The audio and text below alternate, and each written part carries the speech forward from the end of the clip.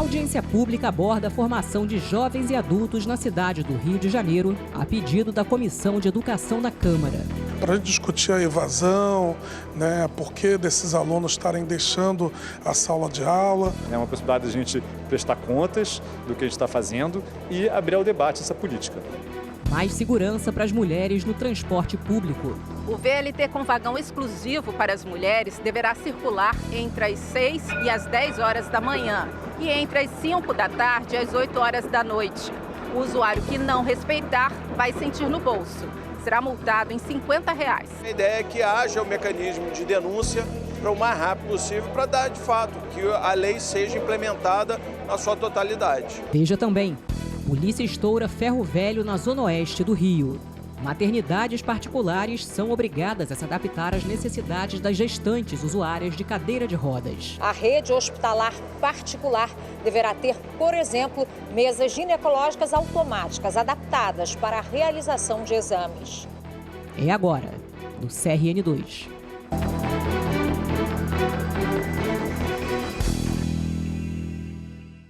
Boa noite. Maternidades particulares da capital são obrigadas a se adaptar às necessidades das gestantes usuárias de cadeiras de rodas. A medida foi aprovada em segunda discussão na sessão plenária desta terça-feira.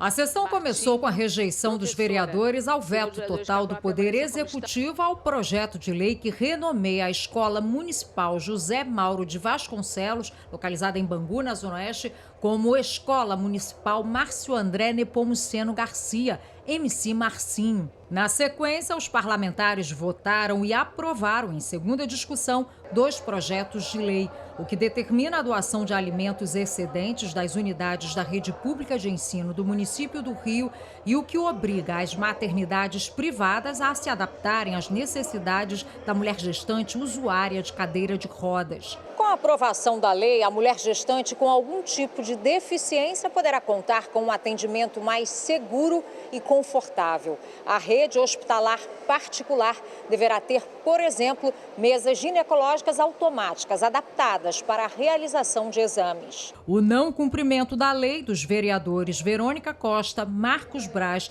Luciana Novaes e doutor Marcos Paulo resultará em multa de R$5.000 e o dobro em caso de reincidência. Passageiras do VLT comemoram a criação da lei que prevê um vagão exclusivo só para elas nos horários de pico. A medida entra em vigor até junho. Charlize já se sentiu constrangida dentro de um ônibus. Foi muito ruim, né? Porque estava lotado, tinha mais homem do que mulher e passaram a mão em mim, infelizmente, né? E não tem muito o que fazer, porque a gente reclama, a gente grita e ninguém faz nada, infelizmente. Difícil é encontrar uma mulher que não tenha vivido, ou ao menos presenciado, alguma situação de abuso no transporte público. Eu vi uma estrangeira chegando aqui na Central do Brasil e tinha um senhor meio que chegando para cima dela. E ela não falava português, né? E assim que vagou um lugar, eu realmente empurrei ela para ela sentar, porque eu não gostava daquilo. O mapa da mulher carioca de 2023 traz números preocupantes. 810 passageiras foram vítimas de importunação sexual, 30 de assédio sexual e outras 20 de importunação ofensiva no transporte público do município. Para dar mais segurança às usuárias do veículo leve sobre trilhos, a Prefeitura sancionou recentemente uma lei de autoria dos vereadores Átila Nunes e Rafael Aloísio Freitas, que obriga a concessionária responsável a destinar um vagão somente para elas.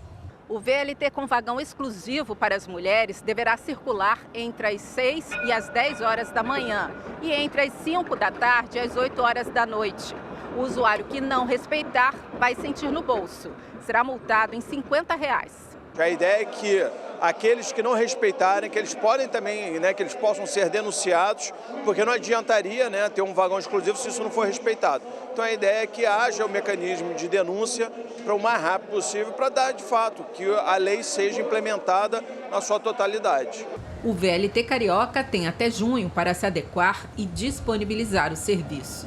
Assim como no metrô, acredito que tem importância realmente para o pessoal que pega aí esse horário do rush, passa por situações constrangedoras que certamente tem muitos homens aí que abusam aí da situação. A mulher ela precisa desse espaço, né, só para as mulheres, porque o vagão ultimamente está ficando muito cheio. Realmente é muito importante um vagão só para mulheres. Vou passar a embarcar mais tranquila, graças a Deus.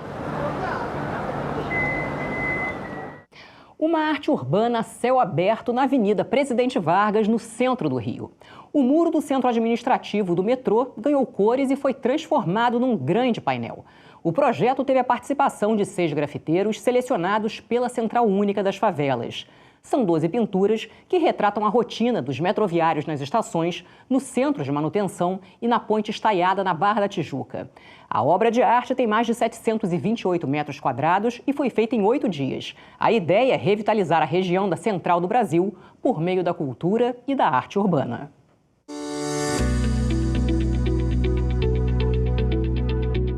Olá, pessoal! Essa terça-feira foi de predomínio de céu claro, sem chuva e máxima de 37 graus aqui na cidade. Para os próximos dias, quarta, quinta e sexta-feira também, a gente vai estar sob a influência de uma massa de ar quente e seca. Então, amanhã a máxima prevista de 38 graus, não há previsão de chuva para os próximos dias. Na quinta-feira, as máximas podem chegar a 39 graus. Amanhã já seria um recorde para o mês de maio. Então, a gente deve bater o recorde de temperatura máxima para o mês de maio aqui do Alerta Rio, desde 2014, pelo menos, até os dias de hoje. E não há previsão de chuva para quinta-feira também, mas, principalmente na quinta-feira, a umidade relativa pode ficar mais baixa, ali entre 21% e 30%. Então, é importante se manter hidratado e também evitar atividades ao ar livre ali entre 10 da manhã e às 17 horas. Se vocês querem saber mais, sigam nossas redes sociais e baixem o aplicativo Corpo Alerta Rio.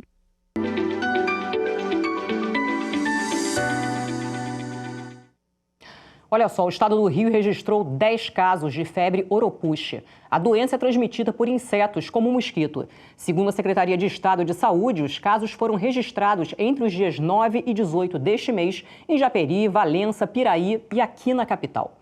Agora, especialistas analisam se a transmissão foi local ou importada. O vírus da febre oropusche é endêmico no Amazonas e apresenta alguns períodos de surto. Os sintomas são bem parecidos com o da dengue e duram entre 2 e 7 dias. Os pacientes devem permanecer em repouso e procurar atendimento médico. Cartórios vão funcionar amanhã, feriado do Dia do Trabalhador, para ajudar eleitores a regularizar a situação junto ao TRE. A audiência pública debate o programa de educação de jovens e adultos na capital. Um dos principais problemas é a evasão escolar. E evento no plenário celebra ações de combate à discriminação religiosa vivenciadas na infância. Tudo isso e muito mais depois do intervalo. O CRN2 volta em 1 minuto.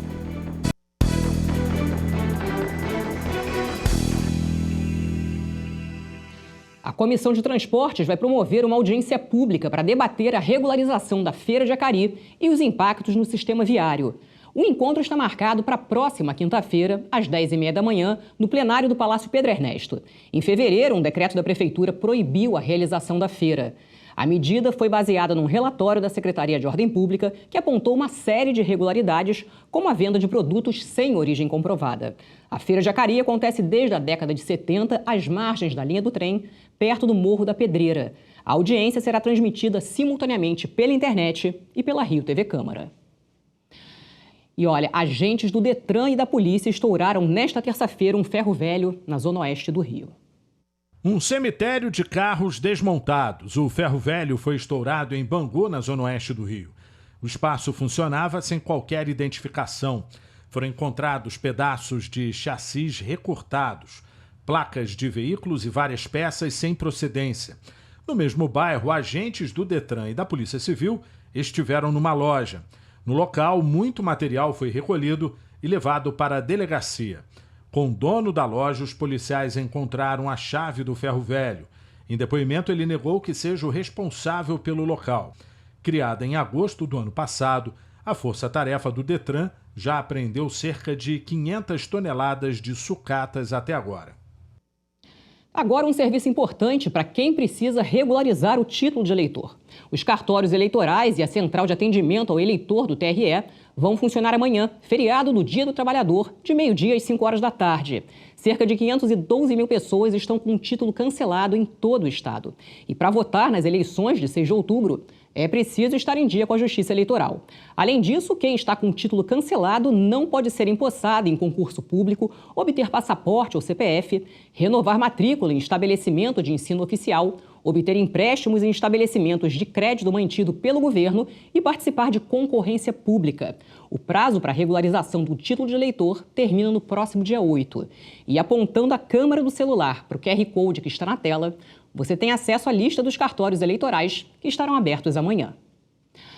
A ampliação do número de escolas que oferecem educação de jovens e adultos e a criação de políticas públicas sobre o tema foram discutidos numa audiência pública promovida pela Comissão de Educação da Câmara Municipal.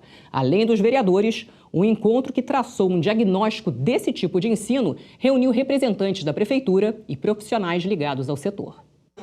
A audiência foi o pontapé para cobrar da Prefeitura as práticas pedagógicas da educação de jovens e adultos no Rio.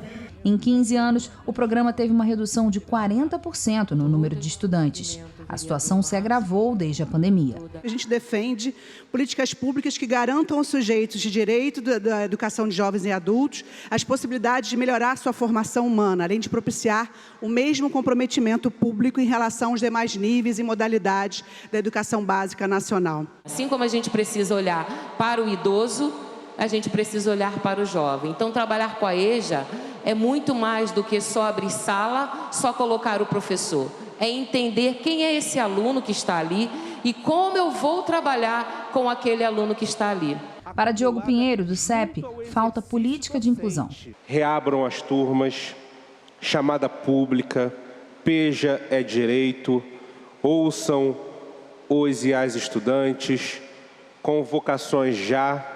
Durante a audiência pública, o subsecretário executivo de Educação disse ainda que não houve fechamento de turmas, mas a junção de algumas delas para evitar a evasão escolar. O impacto para esses estudantes é o impacto de trazer eles de volta para a educação, para que eles possam ter a sua vida transformada pela educação. A gente vem fazendo isso não só qualificando a oferta de EJA através do material, da formação de profissionais, mas também da busca ativa, da parceria com abrigos, para alcançar populações de rua, com órgãos para alcançar populações historicamente excluídas, para que esses alunos voltem para a educação, que a gente possa aumentar o número de matrículas e que eles possam ter a sua vida transformada pela educação. Atualmente são cerca de 20 mil alunos matriculados no Programa de Educação de Jovens e Adultos e 9 mil professores atuam nesse tipo de ensino. A audiência é importante, positiva, sobre a educação de jovens e adultos, para a gente discutir a evasão, por que desses alunos estarem deixando a sala de aula, discutir também a falta de profissionais de educações nas salas de aula para o ensino desses jovens e adultos, ou seja, foi bastante importante para que a gente possa entender um pouquinho por que esses jovens e adultos estão deixando de ir à sala de aula. Como que a Secretaria pode estar fazendo algum programa, algum tipo de campanha que atraiam esse jovem e esses adultos para a sala de aula. Olha, seguranças da Coordenadoria Militar da Câmara Municipal prenderam um homem suspeito de assaltar uma funcionária na Praça Mahatma Gandhi com uma faca. Ele levou R$500 da vítima, que avisou os responsáveis pela segurança da futura nova sede da Casa Legislativa no edifício Serrador. O homem foi levado por policiais militares para a 5ª Delegacia no centro. O dinheiro foi recuperado. E um evento na Câmara do Rio celebrou ações que ajudam a combater a discriminação religiosa vivenciada na infância. A proposta da vereadora Thaís Ferreira homenageou com moções, terreiros, projetos sociais e lideranças de diferentes regiões da cidade e marcou o fim do mês Abril Verde, dedicado à liberdade religiosa. A solenidade foi em homenagem às iniciativas de combate à discriminação religiosa enfrentada por crianças e adolescentes. O evento, batizado de Infância Tem Axé, destaca a importância de promover o respeito à diversidade religiosa para que crianças possam crescer em um ambiente marcado pela tolerância e pelo respeito mútuo. O encontro organizado pela vereadora Thaís Ferreira reconheceu o trabalho de terreiros, projetos sociais e lideranças que defendem a liberdade religiosa. É muito importante, esse reconhecimento, principalmente Por sermos um terreiro, então essa questão de intolerância religiosa, né, é muito presente no nosso dia a dia, o racismo religioso. Os terreiros, eles são processos políticos imensos, não só para as crianças que nascem dentro do nosso território, mas sobretudo para as crianças também que convivem ao nosso entorno. Então, assim, hoje está aqui com crianças, né? Nós viemos com as crianças da comunidade, com algumas delas, para marcar esse lugar e dizer para essas crianças que elas podem viver e ser felizes. A gente vive discutindo políticas públicas, cidade, questão racial, discriminação, liberdade religiosa, educação, sem a participação das crianças. O Que Querer, que é o grupo que eu coordeno no Propédio ERJ, ele já faz isso há 30 anos, ouvindo as crianças, discutindo com as crianças de terreiro sobre o que elas sabem, como elas subjetivam o mundo, como elas se tornam participantes no candomblé, qual a importância delas para o candomblé e para a cidade, o que elas precisam para que a cidade proteja essas crianças, não serem apedrejadas, não serem vítimas de racismo, racismo religioso. O evento reforçou a importância do cumprimento das leis e ressaltou a necessidade de ações concretas diante do aumento de casos de intolerância religiosa. A importância desse evento é justamente reforçar que as crianças têm direitos em todos os espaços que elas ocupam. A gente sabe que o racismo religioso ele começa também ainda na infância e as crianças do axé, crianças do terreiro, elas precisam estar protegidas e terem a sua dignidade garantida também, independente da sua confissão de fé. Bom, e o CRN2 termina aqui. A seguir tem o programa Câmara Rio Debate. Hoje falando sobre os recentes ataques de cães registrados no Rio de Janeiro e no Brasil. Um problema que não está ligado à falta de leis, mas sim à posse responsável. O não cumprimento da legislação vigente é traduzido por uma cena comum nas ruas: animais soltos e novas vítimas. E você pode acompanhar a nossa programação ao vivo também pela internet. Obrigada pela companhia, um excelente feriado para você, hein? Tchau, tchau.